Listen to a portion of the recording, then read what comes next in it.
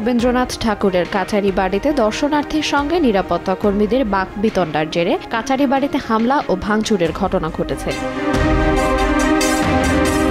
স্থানীয়রা জানান, ৮ জুলাই কাচারি বাড়িতে বেড়াতে যাওয়া এক দর্শনার্থীকে প্রবেশ মূল্য নিয়ে টিকিট দিলেও মোটরসাইকেল পার্কিংয়ের জন্য টাকা নিয়ে কোনো টোকেন দেয়নি কর্তৃপক্ষ।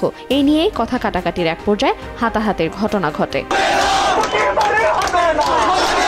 ঘটনার ২ দিন পর মঙ্গলবার শাহজাদপুর প্রেস ক্লাবের সামনে বিক্ষোভ মিছিল ও মানববন্ধন করেছে বিক্ষুব্ধ জনতা। বিক্ষোভ মিছিলটি শাহজাদপুরের সড়ক প্রদক্ষিণ শেষে রবীন্দ্র কাচারি বাড়ির মধ্যে ঢুকে পড়ে এবং কাস্টোডিয়ানের অফিস, লাইব্রেরি ও অডিটোরিয়ামের জানালা ও দরজা ভাঙচুর করে। এমনকি সেখানকার পরিচারক সিরাজুল ইসলামকেও মারধর করা হয়। খবর পেয়ে পুলিশ ঘটনাস্থলে পৌঁছে পরিস্থিতি নিয়ন্ত্রণে আনে।